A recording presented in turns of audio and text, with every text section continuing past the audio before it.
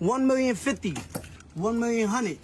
5 houses right here, maybe 2 houses right there, you feel me? I do not cap, this is really my lifestyle. This is how I really live. I got him a deal, right, to play video games once a week for an hour. $2 million up front, just doesn't do it. He had no money at the time, and he needed money to buy Birkin bags for all these black chicks and give away money to make his girlfriend jealous. That's literally like the factual story. He told the company, I need $2 million up front so I can buy a content house. The guy's an idiot. 6ix9ine flaunts money, buys Birkin bags for his girlfriend, yet leaves his daughter Soraya in need, only providing $2,000 over 5 years. What a fake. Those scathing criticisms weren't just fleeting social media comments, but the voices of millions who once celebrated Daniel Hernandez, better known as 6ix9ine, the rainbow-haired rapper who shook the hip-hop world.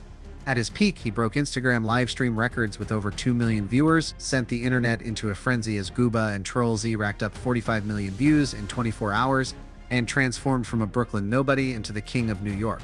A pop culture icon who defied all rules yet reaped fame at a staggering pace. To fans, he wasn't just a rapper, he was a storm, living proof that an outsider could dominate the game.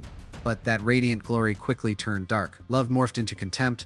Cheers became curses. Behind the million-dollar hits lay an unerasable trail of scandals, a man who'd do anything for money, no matter the cost to law or honor. He foolishly bragged about and incriminated himself in his lyrics, faced convictions for sex crimes, eagerly brawled in public to feed his ego, draped himself in a facade of luxury with diamonds, supercars, and cash, only for close allies to expose it as fake. The climax, snitching on 12 associates to slash a 47-year sentence to just 2 years, turning him from a rebellious icon into a despised traitor, labeled a Karen and mocked across social media. From the defiant king of New York, 6ix9ine is now just a name tied to deceit, betrayal, and indelible stains. What drove a man who once ruled the world to hurl himself into the abyss? The cost of betrayal or inescapable arrogance? To understand this fall, we must trace back each milestone from the moment Dummy Boy propelled him to the top, to the point when his entire empire crumbled beyond salvation. Does money dictate everything you do? Yes, what the f? Okay. You not hear car selection? No. I'm gonna address nothing. I'm never gonna address nothing. Y'all believe what y'all wanna believe. That's a half a ticket right there. Daniel Hernandez grew up in Bushwick, Brooklyn, a harsh environment where violence and poverty were daily realities. After his stepfather was murdered when he was 13, Hernandez dropped out of school in 8th grade and took odd jobs to support his family. In 2014, under the stage name 6ix9ine, inspired by Japanese anime and the number 69, he began his music journey. With rainbow hair, full-body tattoos, and an aggressive rap style, 6ix9ine quickly became a SoundCloud sensation. But it was his 2017 hit Gummo that changed everything. Gummo wasn't just a song, it was a statement. With its pounding beat, provocative lyrics, and a music video filled with gang members, it climbed to number 12 on the Billboard Hot 100, amassing over 130 million YouTube views in just months. I want people to know I'm real, I live this life, 6ix9ine declared in an interview with DJ Academics, boasting about his ties to the 9 Trey Gangsta Bloods, a notorious New York faction of the Bloods. His style, a mix of gangster imagery, vibrant colors, and a defiant attitude, struck a chord with a generation craving bold, rule-breaking figures. The public's enthusiastic reception propelled 6ix9ine to new heights. His debut mixtape Day 69 reached 4 on the Billboard 200, with tracks like Kuda and Kike solidifying his status. His album Dummy Boy, despite leaking before release, hit number 2 on the Billboard 200, driven by the hit Fei Fei with Nicki Minaj, which peaked at number 3 on the Hot 100 and earned double platinum certification. On Instagram, he amassed over 15 million followers at his peak, with each post sparking controversy and millions of interactions. "I don't need to be right, I just need to be seen." 6ix9ine once said, a quote that encapsulated his philosophy. The chaos 6ix9ine brought didn't alienate fans, it captivated them. He built a loyal fan base that loved his audacity and defended him against all criticism. But few realized that the same wild persona and dangerous affiliations that made him famous were also the fuse for a cascade of legal disasters, thrusting the rising star into a whirlwind of condemnation and prison. I got federal agents sitting in front of my house. 1, 2, 3, 4, 5, 6 cars. One thing I fear in life. No, 2 things. I fear God and I fear the FBI. Only 2 things I'm scared in life. The cracks began to show in 2015, before Gummo even existed. At just 18, Daniel Hernandez was arrested over a video involving sexual content with a 13-year-old girl. According to court records, the video was filmed at a Harlem party featuring the victim in a pornographic context. Though Hernandez didn't directly engage in the assault, his presence and actions in the video were enough to charge him with use of a child in a sexual performance, a felony in New York. The sentence wasn't light, 300 hours of community service, 2 years of therapy, and a mandated apology letter to the victim's family. In New York, this is among the gravest offenses involving minors, and the punishment could have been harsher had Hernandez not taken a plea deal. Initially, the case didn't draw much public attention, but in 2017, as 6ix9ine exploded on social media with vibrant photos and bad boy music videos, the court documents resurfaced and spread rapidly. The truth from 2 years prior emerged at the height of his fame. "He's a predator," one Reddit user wrote. Another on X was harsher. "Nothing excuses that behavior, no matter how famous he gets." The contradiction was glaring. In real life, he was convicted of a crime involving a minor. Online, he crafted a defiant street rapper persona. Hip-hop forums began questioning, was all this bravado and noise just a mask to hide an immoral character? In a bid to control the crisis, 6ix9ine appeared on DJ Academic's show, claiming the victim was about 14 and he was 17 at the time. But court records confirmed he was 18, a detail that made the public feel deceived. He also said he voluntarily wrote an apology letter out of remorse, but this was a mandatory condition of his plea deal. Instead of showing genuine remorse, 6ix9ine quickly returned to provocative music videos and songs, seemingly believing a new scandal could overshadow the old one. He thinks fame and money can erase his past, a disappointed fan commented on Instagram. The backlash erupted into a cancel 6ix9ine movement. Numerous hip-hop channels, music blogs, and rap fan pages called for a boycott.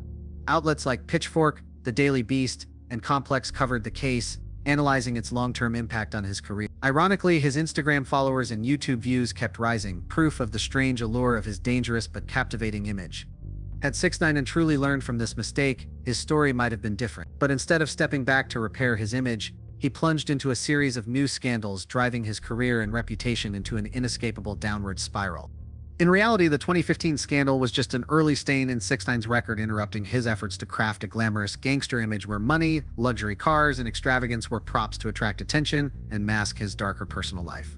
For those who followed him from the start, his brand was unmistakable. Stacks of cash waved in front of the camera, a fleet of supercars lined up outside, lavish parties, and glittering jewelry. 6ix9ine made flaunting a core part of his identity, turning every video into a stage to prove he was living the dream. But like a flashy backdrop in a cheap studio, it was all a facade. Beneath it lay emptiness and mounting debt. This truth was brutally exposed by Steve Will Do It, a former ally.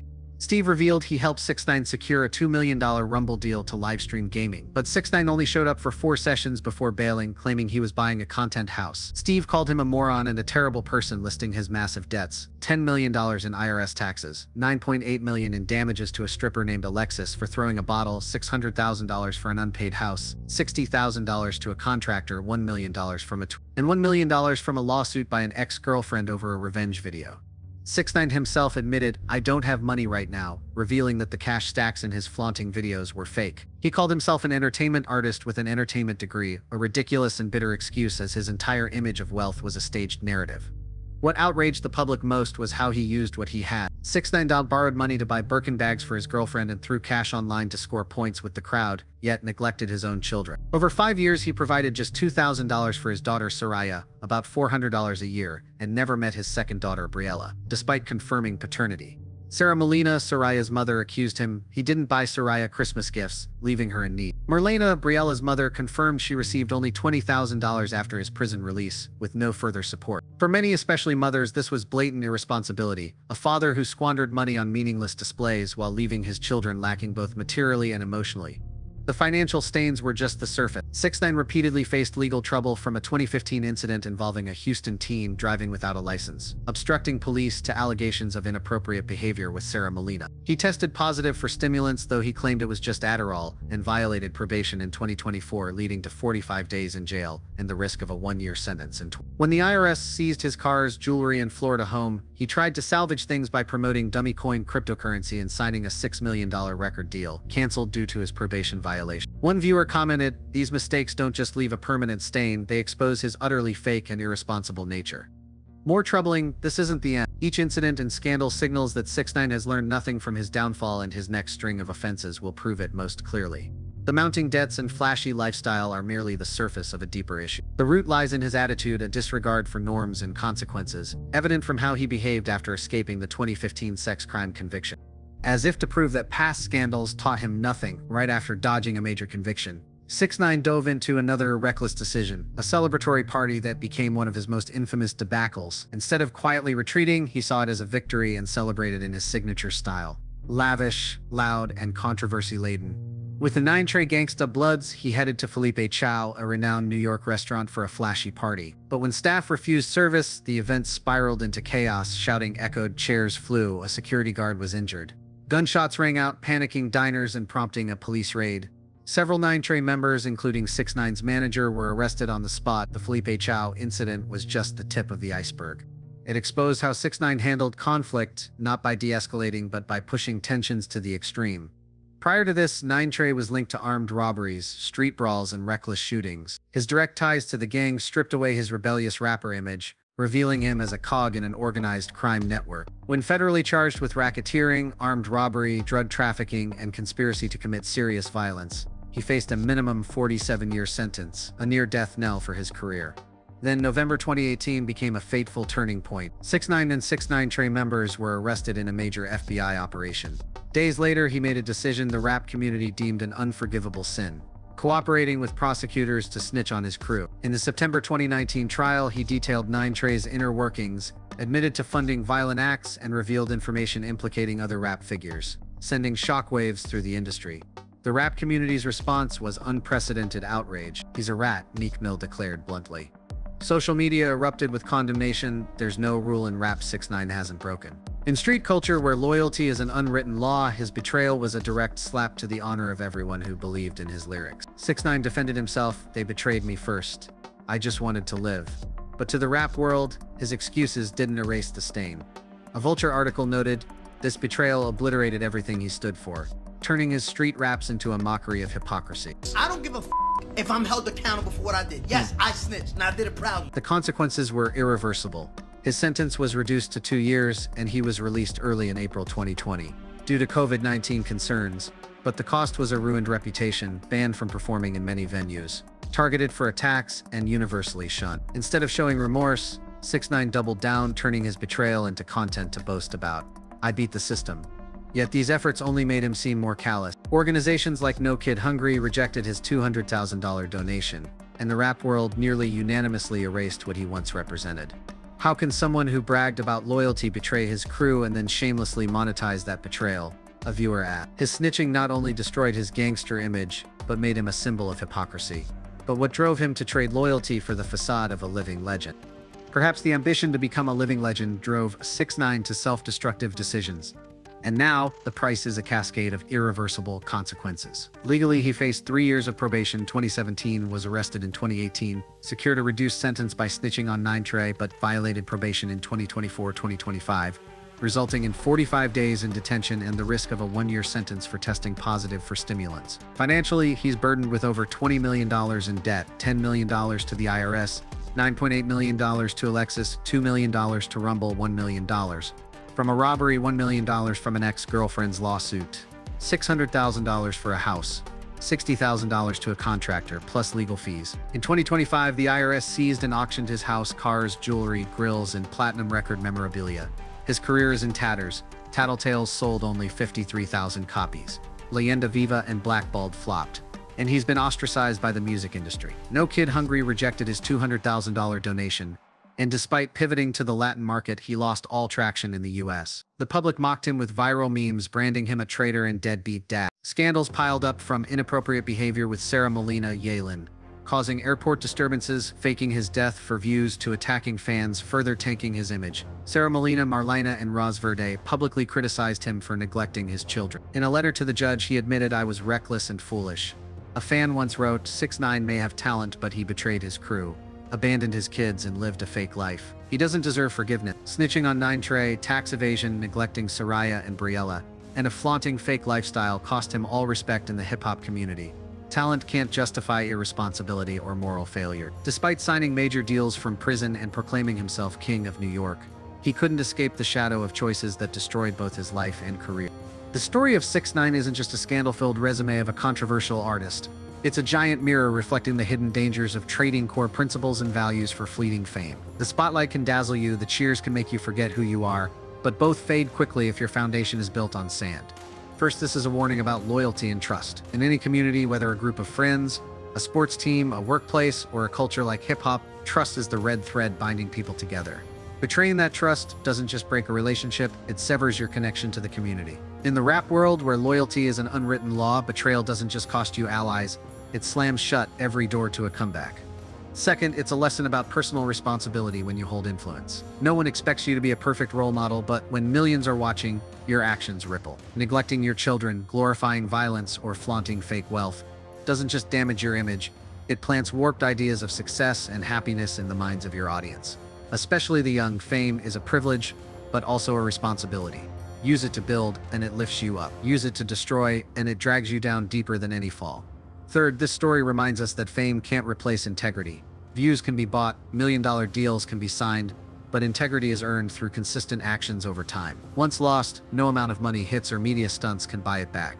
Integrity is the only shield that protects you when the spotlight fades, and when it shatters, any remaining glamour is just peeling paint. Finally, it's a lesson about truth versus illusion. You can craft a lavish persona online, convincing yourself and others it's success, but the truth has a brutal way of surfacing. It emerges when you're most vulnerable. And when it does, it doesn't just take your fame or money, it strips away the chance to be trusted again. 6ix9ine once had what millions of young artists dream of: talent, fame, and a passionate fan base. But he chose the shortest, most dangerous path, one fueled by infamy, bragging, and delusions of power. To stay relevant, that path can rocket you to the top, but it's steep enough to plunge you into the abyss with one misstep. And when you fall, everything you clung to, money, fame, social media, becomes meaningless, because all that's left is the real you. This story reminds us lasting success doesn't come from the brightest moments, but from the principles you uphold when no one's watching. When the spotlight dims and the cheers fade, what defines you isn't the million-dollar contracts you signed or the hits you made. It's how you lived, the values you held, and the people still by your side when the glamour is gone. Looking at 6ix9ine today, those lessons become clearer than ever. His journey is a cautionary tale about the cost of fame without ethics or responsibility. He lost the respect of millions who once adored his unique style and explosive energy. I miss the early days watching Gummo when he was just a quirky guy with colored hair. A fan wrote on YouTube, reminiscing about a time before 6ix9ine was tainted by scandals. But his handling of criticism, from downplaying crimes to flaunting betrayal, turned even his most loyal fans away. Despite attempts to sustain his career with releases like Leyenda Viva and Blackballed, 6ix9ine couldn't recapture his former glory. Leyenda Viva failed to chart, and his social media posts now attract only a fraction of the audience from his peak. He can keep making music, but no one will take him seriously anymore. A Reddit user wrote, summing up the harsh reality: repeated arrests from domestic violence allegations in the Dominican Republic to probation violations only solidified his image as irredeemable. 6ix9ine may still try to appear on Instagram or TikTok, but he'll never regain the loving community and unwavering trust he once had. Questions about his behavior and ethics will forever haunt his legacy, turning a once dazzling star into a symbol of failure and betrayal. He had everything but destroyed it all himself, a comment on X concluded, and perhaps that's the most painful lesson this story leaves behind.